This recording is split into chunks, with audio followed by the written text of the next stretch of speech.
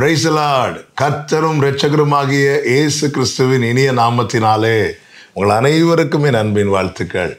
இந்த நல்ல நாளை காண செய்த தேவனுக்கு ஸ்தோத்திரம் உண்டாவதாக. கர்த்தர் உங்கள் ஒவ்வொருவரையும் பாதுகாத்து ஆசீர்வதிப்பாராக. 1 கொரிந்தியர் 10வது அதிகாரம் 13வது வசனம். மனுஷருக்கு நேரிடுகிற சோதனையே அல்லாமல் வேறே சோதனை உங்களுக்கு நேரிடவில்லை.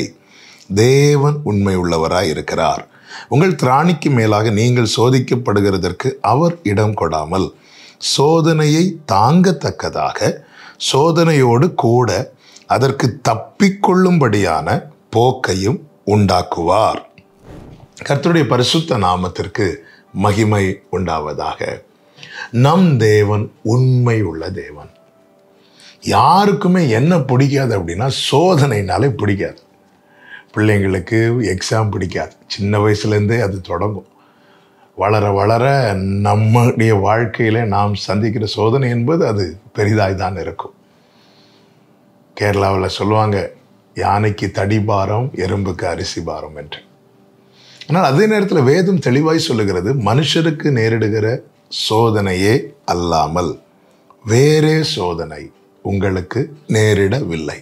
வேறே சோதனை என்று சொல்லும்போது ஒரு காரியம் தெளிவாய் தெரிகிறது. இது தேவன் ஏற்கனவே நிர்ணயித்தது அல்லது அனுமதித்தது. சோதனையை கர்த்தர் அனுமதித்து என்ன செய்கிறாரா? தாங்க பண்ணுகிறார். நம்மை தாங்கும்படியாக எவ்வளவு கிருபை வேணுமோ அவ்வளோ கிருபையை கொடுக்கிறார். ஒன்றை புரிந்து கொள்ளுங்கள், சில சோதனையின் பாதையில் தேவன் நம்மை நடத்தி நாம் நிர்மூலமாகாமல் கர்த்தர் நம்மை தாங்குகிறார் என்றால் இந்த பாதையில் கர்த்தர் ஒரு நன்மையை வைத்திருக்கிறார் என்று அர்த்தம். அதனால தான் இங்கே சொல்லப்பட்டிருக்கிறது, சோதனையை தாங்கத்தக்கதாக, அதன் பிறகு சோதனையோடு கூட அதற்கு தப்பிக்கொள்ளும்படியான போக்கையும் உண்டாக்குவார். பிரியமான கர்த்தருடைய பிள்ளைகளே, நம்முடைய ஆசீர்வாதத்துக்கான டோர் பல நேரத்தில் இப்படிப்பட்ட சோதனையின் பாதையில் தான் கர்த்தர் வைத்திருப்பார். எருசலேமுக்குள்ளே பிரவேசிப்பதற்கான டோர் தாவீதுக்கு எந்த சோதனையின் பாதையில் வைத்திருந்தார் தெரியுமா? கோலியாத்துடனான யுத்தத்தில். இஸ்ரவேலர்கள் கானானை நோக்கி பயணிப்பதற்கான டோர் எங்கே வைத்திருந்தார் தெரியுமா? சிவந்த சமுத்திரத்துக்குள்ள, பிரவாகித்து ஓடுகிற யோர்தானுக்குள்ள. இதெல்லாம் நமக்கு தூரத்தில் இருந்து பார்த்தால் சோதனை போல தெரியும், வேதனை போல தெரியும். போயும் கடைசியில் இங்கே கொண்டு வந்துட்டீங்களேப்பா, இந்த வனாந்திரத்தில் நாங்கள் சாகவா எங்களை கொண்டு வந்தீங்கன்னு இஸ்ரவேல் ஜனங்கள் மோசேயின் இடத்துல முறையிட்டது போல தான் பல நேரத்தில் நாம் முறையிடுகிறோம். பிரியமான கர்த்தருடைய பிள்ளைகளை, இன்னும் நிர்மூலமாகாமல் இருக்கிறோம். அதுக்கு காரணம் என்ன தெரியுமா? கிருபை.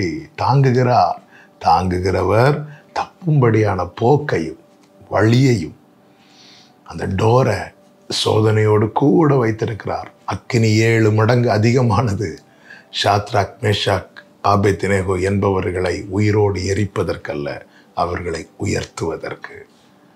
அப்படிதான் கர்த்தர் செய்கிறார், செய்து வருகிறார். காரணம் இதே வசனத்தில் அழுத்தமாய் சொல்லப்பட்டிருக்கிறது, தேவன் உண்மையுள்ளவராய் இருக்கிறார்.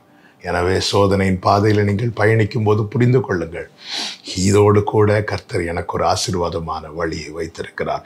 எதை வச்சு சொல்றீங்கன்னு யாராவது கேட்டால் சொல்லுங்க, தேவன் உண்மை உள்ளவராய் இருக்கிறார். இது கேட்கும் போதே அறிக்கை செய்வீர்களா? தேவன் உண்மை உள்ளவராய் இருக்கிறார். கர்த்தர் உங்களை ஆசீர்வதிப்பாராக.